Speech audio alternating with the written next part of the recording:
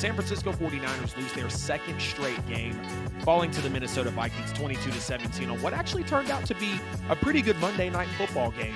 I enjoyed watching this one, and as the game progressed along, I was like, wow, I think this one is actually going to shape up to be a reputable game, and we had to put it on the schedule here. But just a little bit for starters, Jake Moody has to make this first kick in the game, leaving 6 points on the field here for a Niners team that only lost by 5. You can't help but look at that.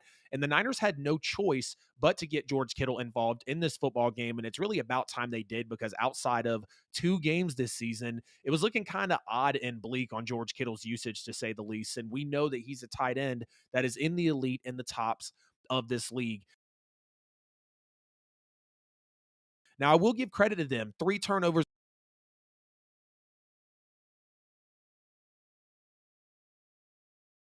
And it absolutely scarred them. You cannot turn the ball over this many times in a game, even against a team like the Vikings, who actually won a one-score game finally and expect to win these types of football games. And once Christian McCaffrey fumbled, the Vikings scored. The Niners never led again, and really the Vikings never looked back as they got into a Kirk Cousins masterclass. But we'll get to that a little bit later here in a minute. In their run game for the Niners, we can see they're a team that not lives and dies by the run, but over the last 3 to 5 years, they have undoubtedly been one of the more faithful teams in running the football. And when Brock Purdy doesn't have that behind him, you can see that his game starts to tailor off, and so do the Niners as well.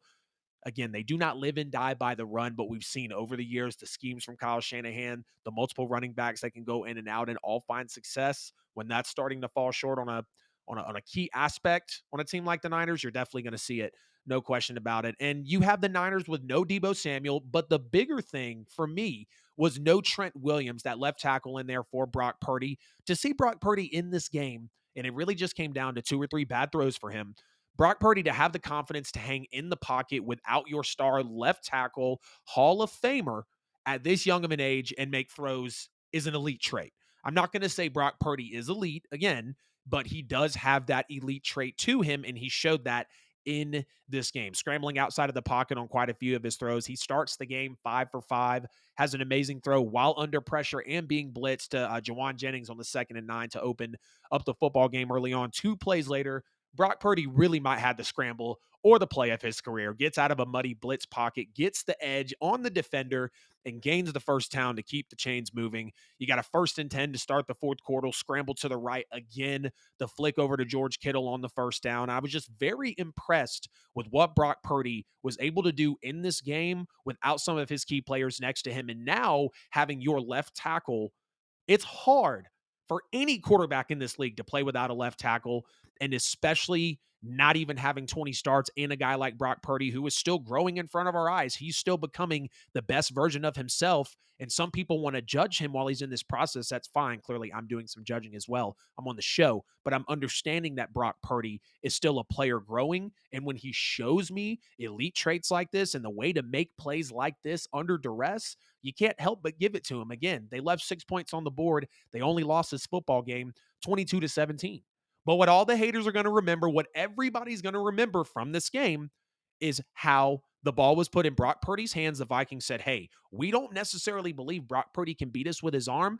That's what we're going to do. And he had 2 bad decisions in crunch time. That's what's going to define this game, and especially for the mark that Brock Purdy left on it, throwing just his 2nd and 3rd interception of the year in this game. And you look again for the Niners, the schedule coming up. You got the Bengals at home. You got the Jags on the road, who seem like they just turned the corner against my Saints. You're home against the Bucks, which could be a tough one just because of the way the Bucks are. You're on the road against the Seahawks, divisional game, at home against the Eagles, and then at home against the Seahawks. So the schedule is not necessarily lightening up within these next 6 games outside of Tampa. I think being a division rival in the Seahawks is going to push back on the Niners, the Eagles, the Jags, the Bengals. They're going to have their work cut out for him. But where I really want to give praise in this football game really is to the Minnesota Vikings, because the Vikings come out in this game.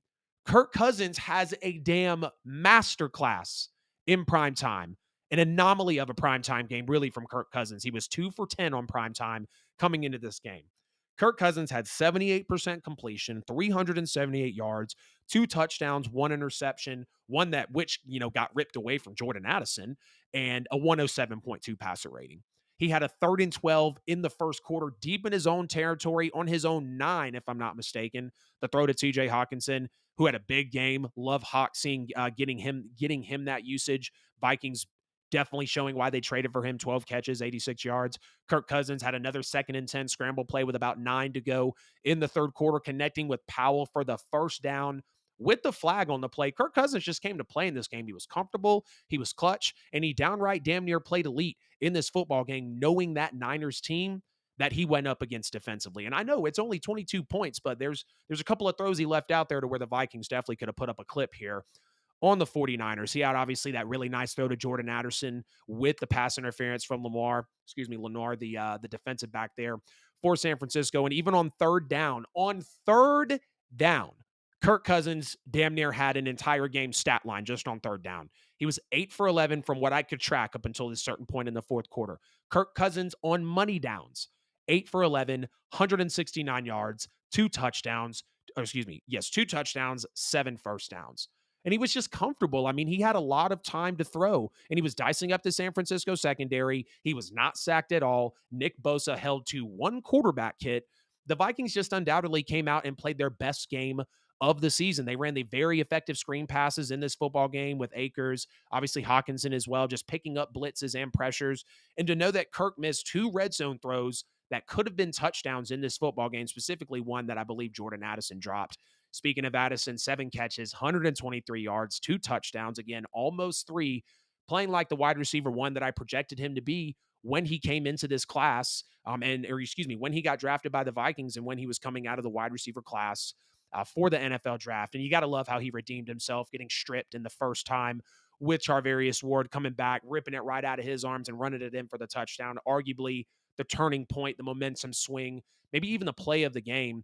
And the Vikings only averaging 3.5 yards per carry. The first half undoubtedly had a plethora of runs that just gashed the Niners up the middle and set them up. Minnesota set them up offensively to be able to take point in this game. And I'm not going to say that the run game was great, but there were very key plays, especially from Madison, especially from Akers.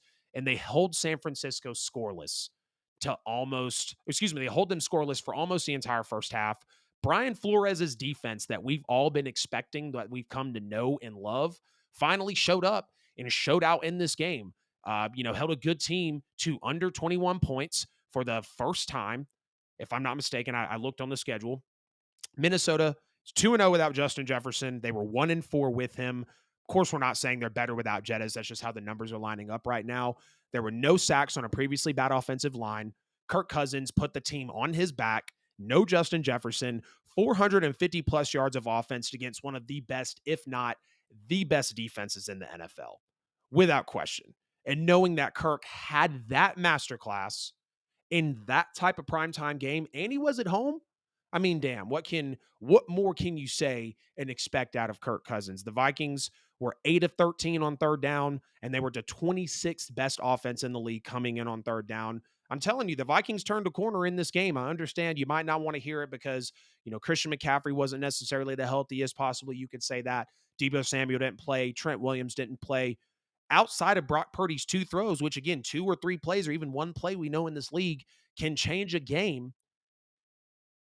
Not Brock Purdy. The Vikings still gutted out a win, toughed out a win over arguably the best team in the NFL, the most balanced team in the NFL, and arguably the best defense in the league as well. And you look at the next 6 games right now. The next 6 games for the Minnesota Vikings: at Packers, at Falcons, Saints, at Broncos, Bears, at Raiders. They're all very, very winnable football games, no doubt. I want y'all in the comments. Let me know what you think about Vikings Niners Week 7.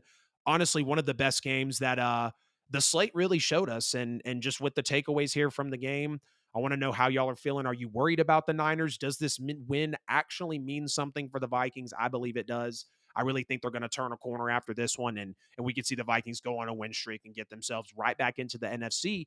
But because I feel like the way the Vikings played in this game, it's the Vikings that they were always supposed to be. It's the Vikings that a lot of people expected them coming into the season to be. Yes, there's no Adam Thielen. Yes, there's no Dalvin Cook. But you just come off one of your best seasons in recent memory with Kevin O'Connell, and Kirk Cousins isn't letting you down anytime soon. So you have to appreciate what the Vikings are doing right now.